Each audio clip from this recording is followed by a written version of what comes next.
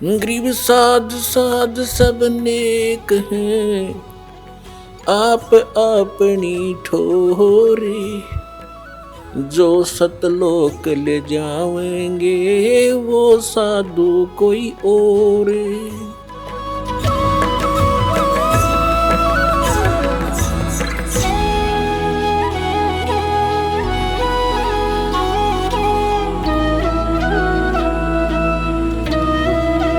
अपने आत्मा, अब हमने परमात्मा को पहचानना है। हमारे ग्रंथ वेद क्या बताते हैं? वेदों के विषय में क्या सुना जाता है कि इनमें परमात्मा की महिमा लिखी है। तो परमात्मा की महिमा लिखी है, तो जो महिमा परमात्मा की उनमें लिखी है, जिस परमात्मा ने वो लीला की है, तो ही इज गॉड, वही है परमात्मा। अब आपको दिखाते हैं ऋग्वेद मंडल नंबर 9 सूक्त नंबर 1 मंत्र 9 में। उसमें क्या लिखा है कि जब परमात्मा शिशु रूप धारण करके लीला करने आते हैं, तब उनके परवरिश की लीला कुंवारी गायों से होती है। ये देखिएगा ऋग्वेद मंडल नंबर 9 सूक्त नंबर 10 सूक्त नंबर 1 ऋग्वेद ये मंडल 9। और इसके कौन है अनुवादक और प्रकाशक? सार्वदेशिक आर्य प्रतिनिधि सभा, महर्षि सिद्धांत भवन, रामलीला मैदान, नई दिल्ली।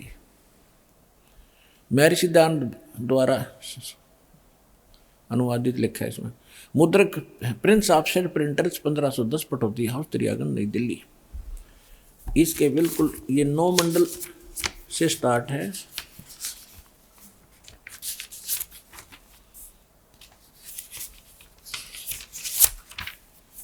ये देखिएगा ऋग्वेद मंडल नंबर 9 और सूक्त नंबर 1 और मंत्र नंबर 9। ये मंत्र नंबर 9 है। इसकी संस्कृत है अभि इमम अधन्या उत्सनितम शृणंती धेनव। धेनो माने गाय, शिशु माने शिशु रूप में प्रगट परमात्मा, सोमम सोम माने अमर परमात्मा, इंद्राय पात्वे। इसका अर्थ इन्होंने किया है उस सोम माने अमर परमात्मा को इन्होंने सोम मान लिख दिया, सोम स्वभाव वाले पुरुष को। हर देखो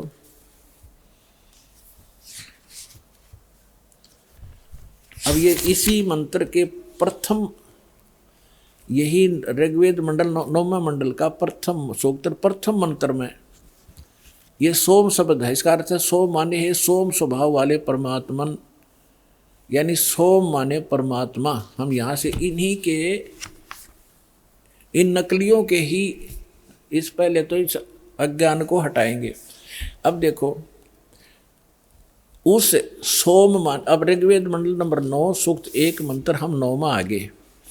उस सोम माने अमर परमात्मा को, पुरुष माने भी परमात्मा होता, उस अमर परमात्मा को जो शिशु रूप में प्रकट होता है, शिशुम कुमार अवस्था में ही अभी अधन्या।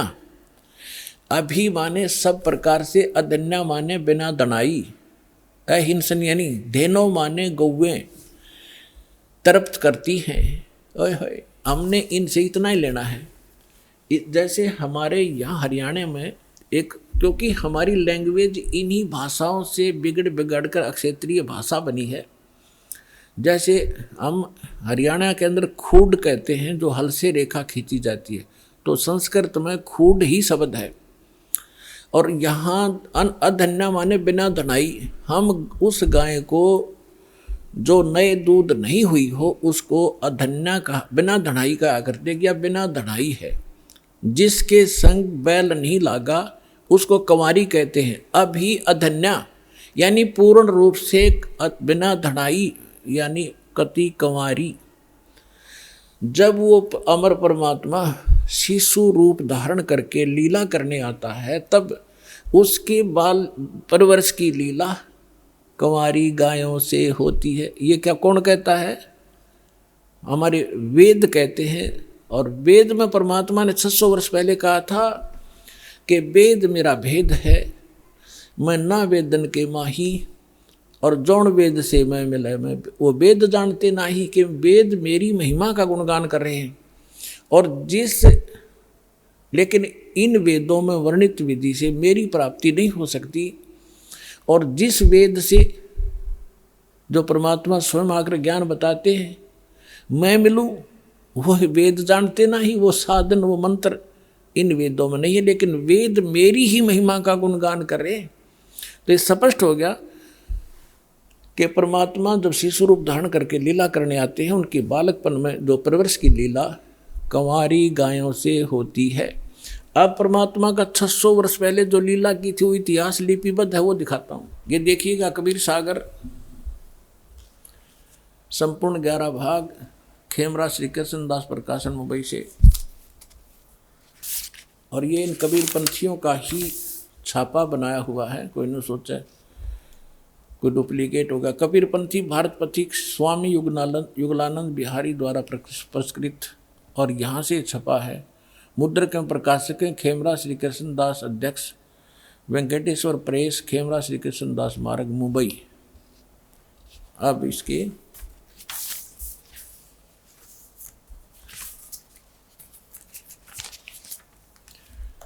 अब ये है कि ज्ञान सागर खंड है, ज्ञान सागर 74 पृष्ठ पे। अब कहते हैं सुन जुल्हा मन भयो आनंदा, जैसे जमी चकोर पाया निशी चंदा। जुल्हे को जब ये पता चला कि ये परमात्मा हमारे लिए आए हैं, यानी जुल्हा बच्चे को पाकर जुल्हा बड़ा खुश हुआ। ले सुत चलो हरस मन कीना, ता तो पुन अस बोल ही लीना। सुत काशी को ले चले लोग देखण ते आव, अन्न पानी भक्षय नहीं खावे नहीं, जुल्हा शोक जनावे। तब जुल्हा मन कीन तिवाना, रामानंद सो कही उत्पाना। मैं सुत पायो बढ़ाओ गुणवंता, कारण कौन बखै नहीं संता। रामानंद ध्यान तब धारा, जुल्हा सो अस वचन उचारा। पूर्व जन्म ते ब्राह्मण जाति, हर सेवा की नी भली भांति। कुछ तो सेवा हर की चुकाता, ते भयो जुल्हो का रूपा। प्रीति प्रभु गए तो लेनी, ताते उद्धान में सुत तो दीना। अब इन्होंने जैसे कबीर पंथियों ने, वैसे तो दुखी व्यक्ति सब जगह जाते हैं अपने पुत्र के लिए, रामानंद जी से भी मिले होंगे, लेकिन वास्तविकता ये है क्योंकि परमात्मा ने कहा था कि गरीबदास वाले 12वें पंथ में गरीबदास जी के द्वारा मेरी यथार्थ महिमा की वाणी पुनः प्रकट की जाएगी। तो उसमें भी यही प्रमाण है कि एक अनव्यावर को दूध दिया तत्काल, और पीवै बालक ब्रह्म गति, ता शिव भय दयाल। शिव उतरे शिव मंडल से, अब अवगत वतन विनोद, और मैं के बदन खुलास कर, फिर लिया ईसको गोद।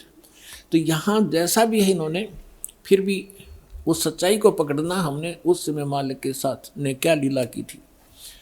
अब ये क्या कह रहे हैं कि रामानंद जी के पास गए, कौन? नीरू। स्वामी रामानंद जी से पूछा कि मुझे एक बालक मिला है, वो खाना नहीं खा रहा, ना दूध पी रहा, क्या कारण है महात्मा जी? तो उसने बताया है कि पिछले जन्म में तू ब्राह्मण था।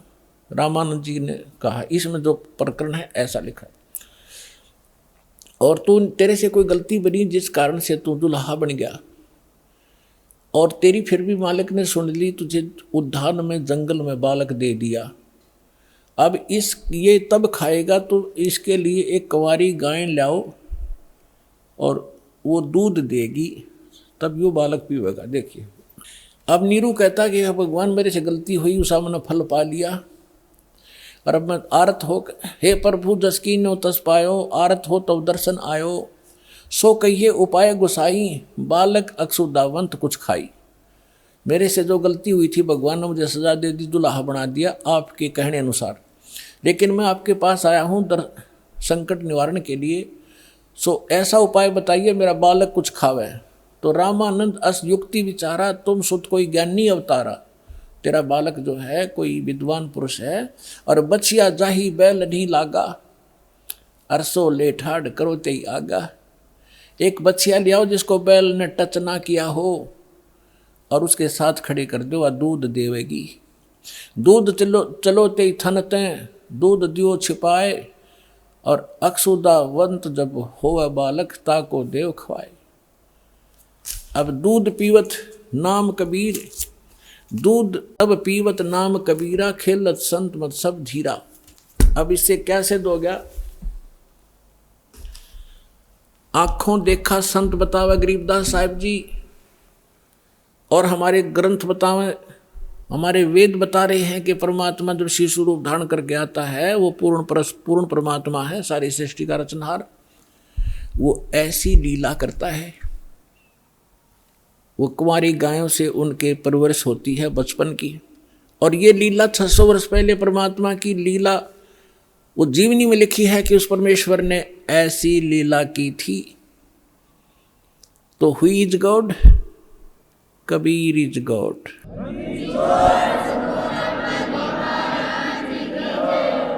अब फिर क्या होता है? अब परमात्मा जिस उद्देश्य को लेकर आते हैं पुण्यात्माओं, ये वेद भी बताते हैं।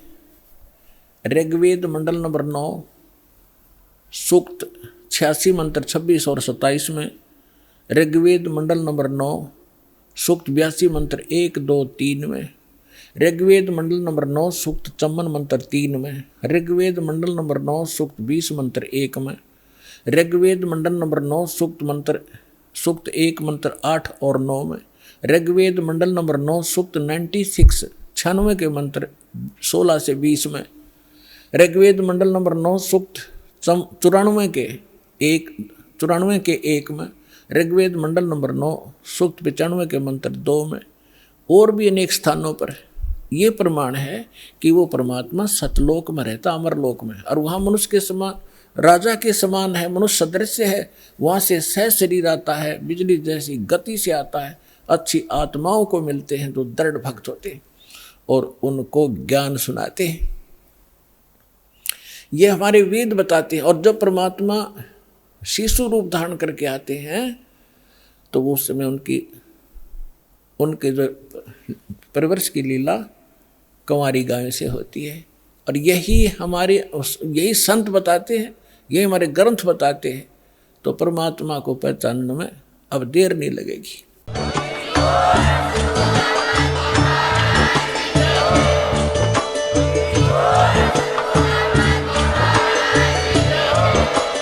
आप सुन रहे थे जगत गुरु तत्वदर्शी संत रामपाल जी महाराज जी के मंगल प्रवचन। अधिक जानकारी के लिए विजिट कीजिए हमारी वेबसाइट www.jagatgururampalji.org। संत रामपाल जी महाराज जी के शुभ आशीर्वाद से पूरे विश्व भर में 500 से भी ज्यादा नाम दीक्षा केंद्र हैं, जिन पर संत रामपाल जी महाराज जी द्वारा ऑनलाइन निःशुल्क नाम दीक्षा दी जा रही है। अपने नजदीकी नाम दीक्षा केंद्र का पता करने के लिए संपर्क करें 8222880541।